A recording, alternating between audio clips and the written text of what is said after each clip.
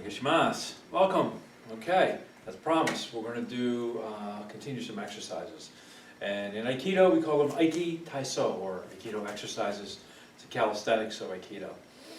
They are also the building blocks of a lot of the techniques. Every technique that you're going to see has a piece of this in there. So if you focus on it and develop it, take your time with it, enjoy the experience of the exercises in and of themselves, you'll gain a lot of benefits. Your art, your techniques will be crisper, smoother, and better overall. Okay, so one of the first exercises that we do is called the rowing exercises. Main reason is because it looks like you're rowing, okay? Funakogi Ando, okay? Which you'll start in what's called a hanmi, okay? So your hanmi, let's discuss that first, okay?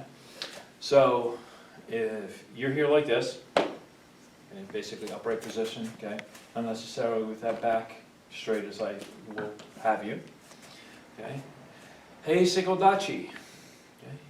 From here we go to Musubidachi, okay? Let me take it one more. Heikodachi, okay? So here you have that alignment going on, okay? So one way to think of a hanmi, okay, is you go from that Musubidachi, okay, which is basically a V to your center, and you take one step out like that, okay? Now your heel goes to your arch like that, okay? So heel to arch, basically one step. How you know you're there, okay? So if you're starting from the front, which is an easy way to do it, take a step out. Very simple, okay? Doesn't look like I'm in a fighting stance at all. And if you're a student of the art of war, the first few words in there are all words based on deception. So if it doesn't look like I'm in a fighting stance, here I'm in a fighting stance, here I'm not. I could be walking, I could be ordering fries, right? And a milkshake. Don't forget the burger. Okay, so here we are in a hanmi. Okay, in this case it's a left hanmi. Okay, and this should always be about space away. Shoulders, hips, knees, there. So if you're going to do it from here, you're going to basically just rotate as if I stuck a nail here. You can't move that center, you can only rotate that. It's not this, all right, it's not of that.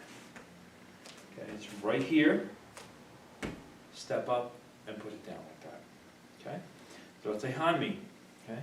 Now, typically, when we're in a hanmi, I don't like to stay forward like this, okay? I was taught this way, and it's a good starting position, okay? There's an advanced hanmi where this actually rotates a little bit upwards on the back, but I like the blade a lot more, okay? But for this exercise, the focus is in the body movement and the linkages of the joints. Okay? You also want to be able to think of this not like a rocking chair, like this, okay, it has a circular bottom, and you're going off base, and you're rowing forward, going back like that, to exaggerate. Think of it more as one of those lever glide rocking chairs, where the linkage is there. Okay? So your hands are going to start here. Okay? In a good hanmi, you're going to face forward. Okay? The hands are going to come out. They're going to meet here at a V. Okay? They're not going to be locked like that.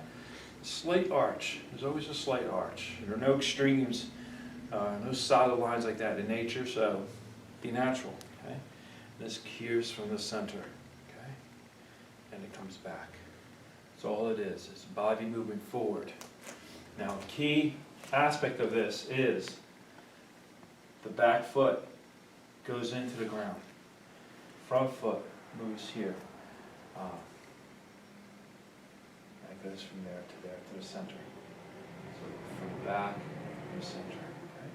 Your posture, the back is down, the hip is in, like that. And as you move forward, you're sinking.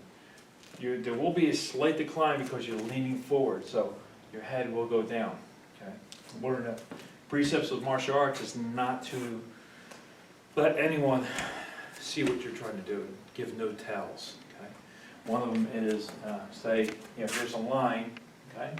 So I'm going to move in the straight line. like that. See how my head's not moving past that sword, okay? So no matter how I move, if I move like this, there's an arch. And that arc is a tell when a fist is being thrown as opposed to a fist being thrown that way, okay? So when you row, these are all the little nuances I'm giving you. So when you're doing this rowing exercise, think of that. You're in that lever glide, okay? Moving forwards and backwards. And you're going to do this on both sides. So if you do it on left, eat, oh, eight, oh, eight, oh, eight, oh. Now there's a practice where in Qigong as well, clasp the hand, you shake. This helps get the lymph nodes, the white blood cells circulating, right? And you switch, hanmis, again, heel to arch, facing forward, and you're going to row. Eight, sa, eight, sa, eight, sa. Move around here so you can see. Eight, sa, eight, sa, eight, sa, eight, sa. Come to this stance again.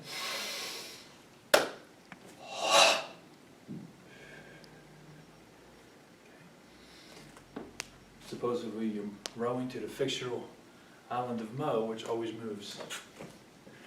So your basic rowing technique right there.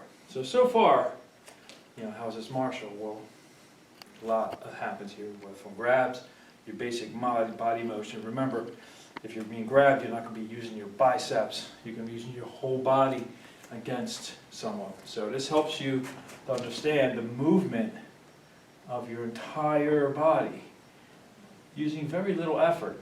Minimum effort, maximum result. You're going to be very, very efficient when you do that. Okay?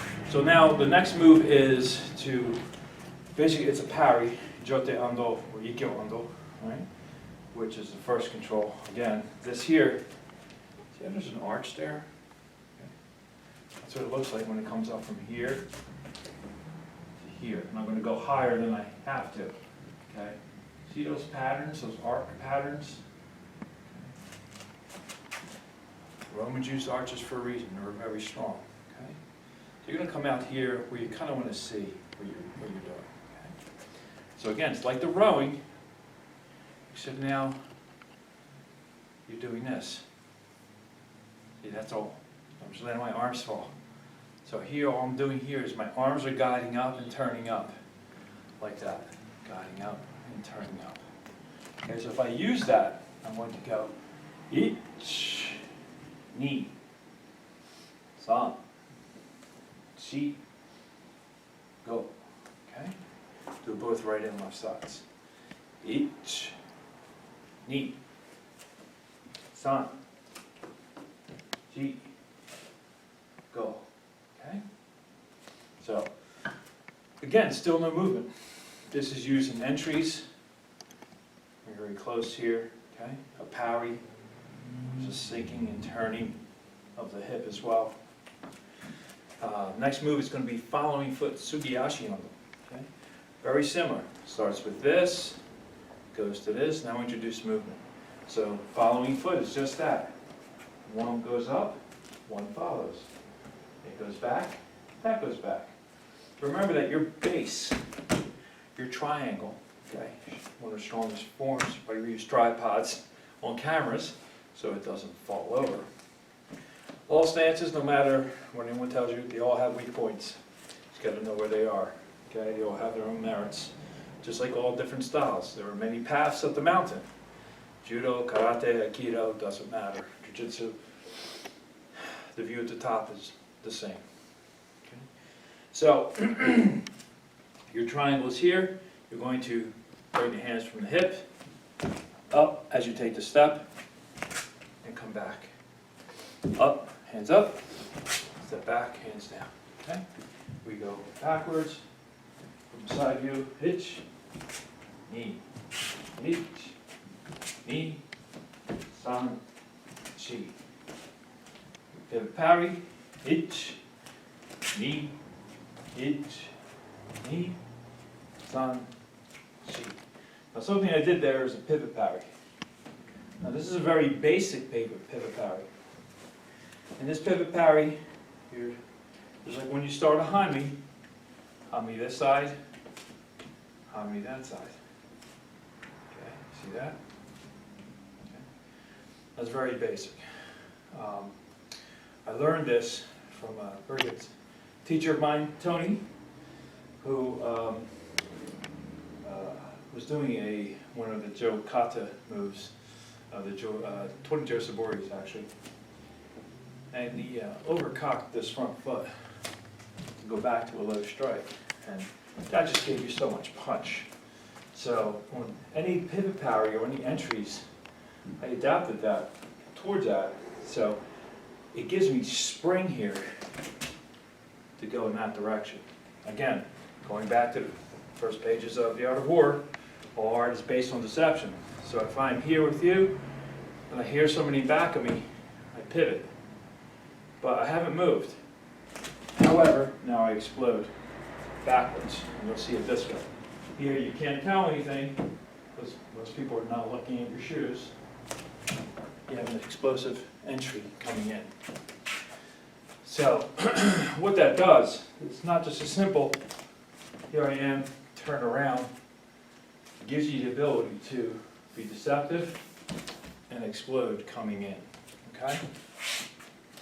So incorporate that pivot parry in everything that you do. Okay? So as you're turning and switching, you're going to over-rotate that. The only way this is going to work, this can't work if this is like this. Okay? So your hip has to be down like that, okay?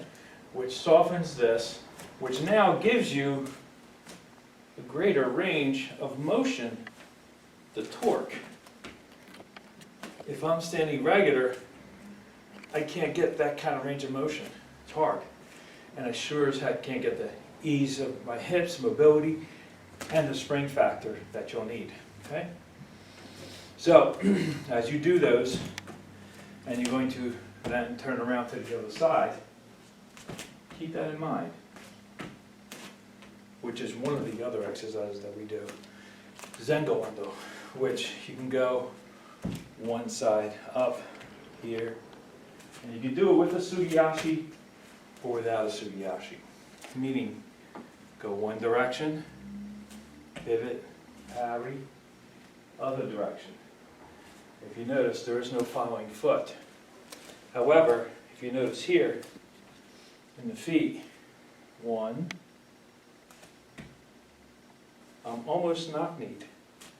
My toes are going in, but I feel a little tension here because that's what I want to explode. Turn, it's a nice turn, and energy out.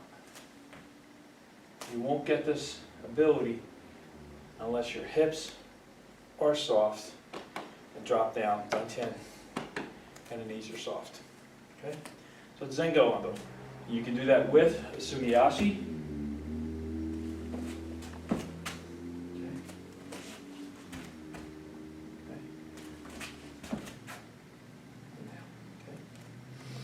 Alright, so Aiki Ando, Sugiyashi Ando, Irimi Ando, which is basically an entering pattern. Okay, you're here, we've done this, we've done this, we've done two directions. Okay? So we can actually step in. And I like to step in online, I call this vectoring. Two reasons is, this is like my compass. This is going to be the sight, the gun sight, at the end of the barrel. So if I'm going to shoot, I'm going to be looking where and pointing where I'm shooting.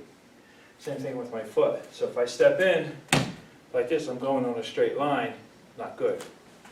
I'm going to go a little bit offline, I want to vector this out, which then puts me on an angle. Rock'em sock'em robot. I don't want to meet up with somebody just toe to toe. Hey, you might get lucky, knock me right out. Okay? Or I might get lucky. It works both ways. Might not get lucky. So, I want to stand there in front. Flank maneuver. Get over to the side. Get to where the weak points are, where they can't attack you, but you can attack them, okay? So it starts in the feet, starts with your base. Off the center line, vectored, and out like that, okay? So when you step in, it looks like you're in center. And this comes from our weapons training. I'm actually off center. But you still think I'm attacking you here. Now I just parried you, okay? So I go in, and I can come back that way. You do it for Sugiyashi, you can do it for all these exercises. Start to implement that vectoring system into what you're doing. Okay, it's directional as to where you're going. Okay? And it also helps with that torque that I was talking about. So if it looks like I'm attacking here, no I'm not. I'm attacking there because of where my foot is pivoting or targeting. So a targeting system. It's like a compass. It tells you your direction, where you're going. Okay? So far we've been going forward, whether it's Iri, or Sugiyashi in, or rowing in, parrying in. Bullfight. Here comes the bull. Do I want to be here? No. I want to get away from that bull. Easiest way to do it, okay? Again, the foot comes out of vectors. So in case I get a shot at the bull, great. If I don't, I want to get a jump on that turn. Okay, so here, turn, one, and reset the stance. The way I like to teach this is, if you look at it from the back, hand and foot go out, 1, 2. It's like a Tenkan exercise, okay? So here you're carrying wood, the posture, the seat is down, this is flat, you're carrying wood. You should, no matter where you end up, you should be able to walk out of that situation, okay? You should never be, have to uproot yourself to move. You always want to be nimble. So one of the advantages of the Aikido stance is, hey, am I in the stance? Technically, yes. I'm just walking, okay? Up and back, I'm calm, my body's centered, all right? I'm always in the stance. You want to put your hands in your pockets, hands behind. Is this a fighting stance? Well, yeah, right there. See that? Hami's in place, everything's in place, okay? Which also goes to how you present yourself. If there's a situation, you want to maintain good distance, good my-eye, good points away, okay? Arm's length transaction, somebody has to step in to strike you, okay? However that's going to be. If they're here and they're far away, not a problem, okay?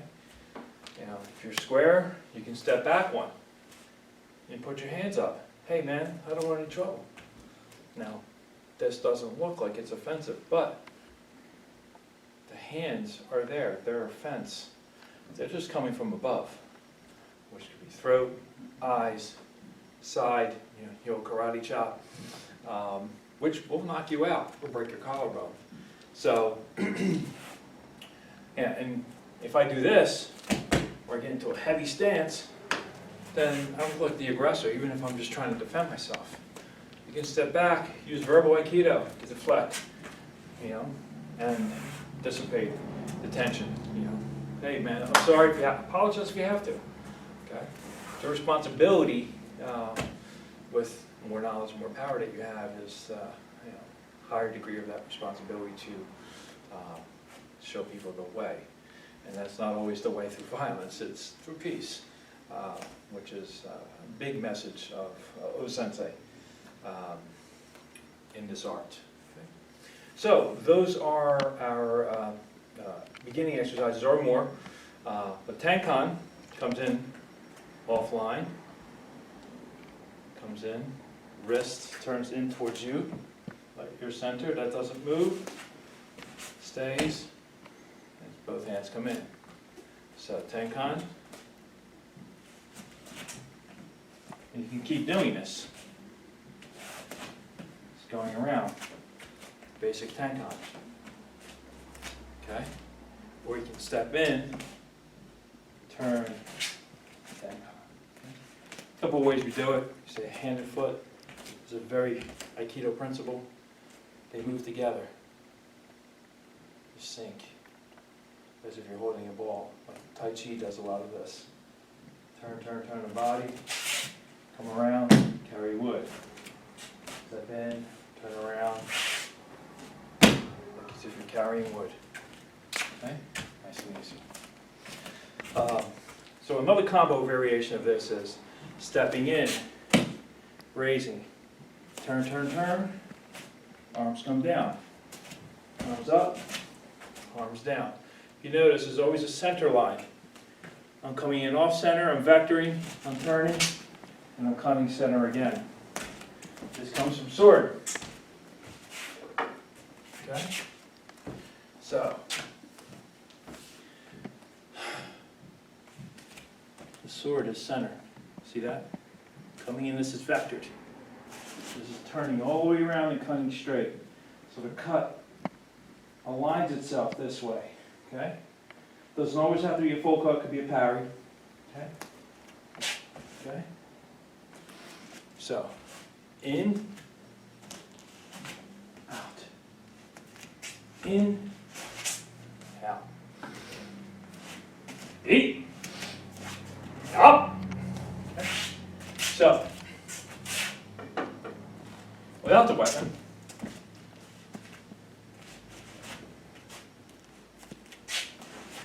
you have to see the weapon when you don't have a weapon. Well, the sensei would say, paraphrasing, when training with empty hands, pretend you're seeing weapons. When you're using weapons, look for the techniques of empty hands. Okay? And that comes to one last point, is, for example, in staff, you can see this more aptly. When you're in a hami, again, you're bladed. I'm not going to go over all the staff techniques right now, but basically, when I was talking about the straight line, you can see that. So, if I'm facing the camera, it looks like I'm coming at you straight, but I've actually gone offline. See that? This was here, went there. And I'm going to go and strike you at an angle. So here, hey, strike, like that. Hey, okay, same here. Hey. Okay, so if we look at the aspect of deception, there's a line. So again, saying, if I go straight like that, I want to off the line. I also want to blade. I want to let you hit on my organs. I'm going to blade. So here, off the line, but it looks like I'm on the line. The Joe just went from here to here and stayed there. It's going to travel along this line. It's going to veer course at the very last minute. Okay. So, 8 for a strike. And that's what I was referring to about, being online, bladed, offline, striking from the side, like that. Okay. So hopefully that offers you some insights, a little bit of use of the exercises that we were doing today. There are many more, which I'll be happy to share. Thank you again.